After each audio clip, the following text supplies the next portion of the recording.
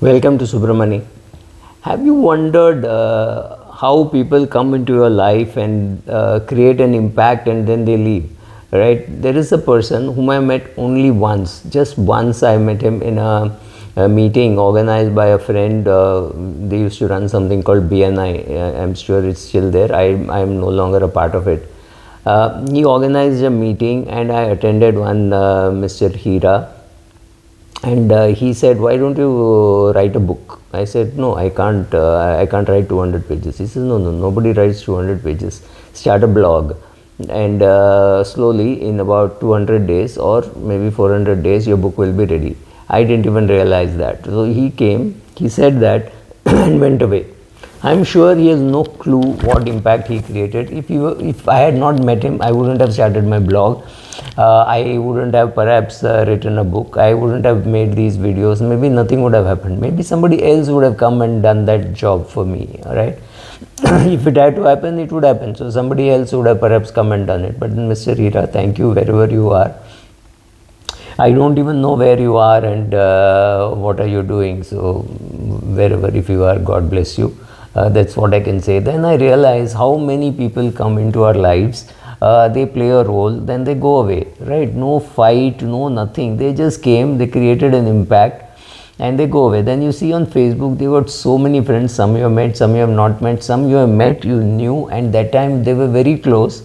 So if you go and see the Google chats and all, you find, wow, I've had such long discussions, and today you just can't find them.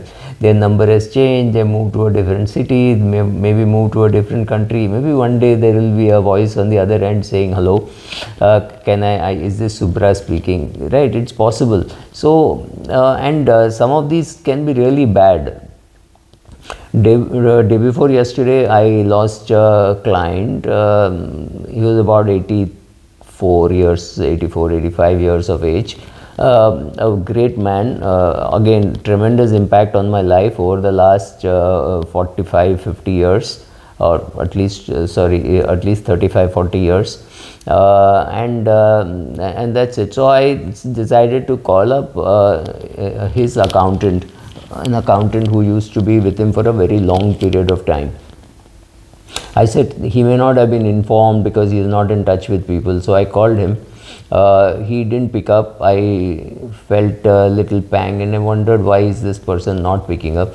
Then I called again. I said maybe he's busy during market hours. I called again and his son picked up and said we lost him about 15, 16 months ago.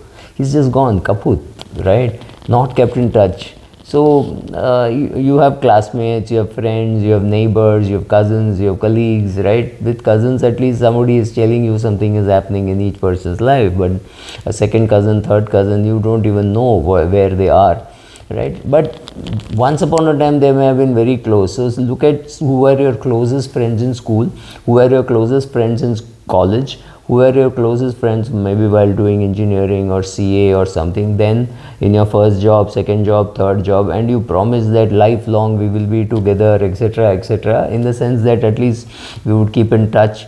When we were in school, many of us did not have a phone at home, so it was very difficult to keep in touch. And then especially the girls would have got married, changed their names, gone off to a different city. So some of the boys were in touch, some of the girls were in touch. Then you put together a school group. At least 2-3 of us decided to put together a school group and collected about 100 people. That group has not met completely ever, nor do I expect them to ever meet, because but small groups have been carved out of it. Right, so there is a boys group, there are girls groups, there are different groups in different cities. All that has happened. Are we in touch? Well, not really, because once in a while some message would come and so's son is getting married, daughter is getting married, his father died, her father died, and death among classmates also. And then you realize that, well, some people came, they created an impact in your life and they just went away. Right, it's very funny how God puts people into your lives, and then their role is over and they go away. It's nothing, not to feel good, bad, sad or anything. And you then think back, and there are some people who are my friends on Facebook whom I can't even recognize if I see them socially. If I am walking around and somebody comes and says, hello, I am your friend on Facebook, there is no way how I can recognize 5,000 people, right? Or I mean, I don't expect to recognize people who follow on Twitter or on YouTube, because you don't even see their photographs. But even on Facebook, there are so many people whom I won't be able to recognize. But there, I mean, I'm not even talking of complete strangers. I'm talking of people who may have been working in the same company where I was doing some work. They were my clients. There is no way how I can recognize them, but they could have created impact. Like I said, Mr. Hira, if he walks past me, I won't be able to recognize him, nor will he be able to recognize me.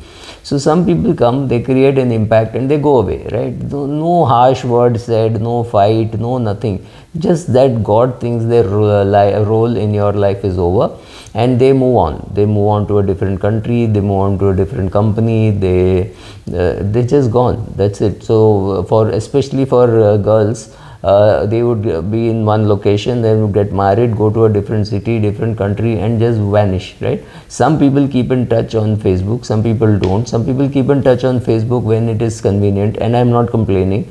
I wouldn't be searching for them, but I was just going through some Facebook posts and I said, oh my God, I used to know them so well. We used to run together, we used to cycle together, and now I have no clue where they are. One boy I met, used to meet, he said he's in Jaipur, but beyond that, now I wouldn't even know his name, right? So, well, I just thought I should do a small emotional video. But when you lose somebody and you call up somebody else to inform that so and so is no more, and you find that person is also dead, and people whom you have known for 30-40 years, that family did not take too much trouble to look for the telephone book and look at who are the people who should be informed.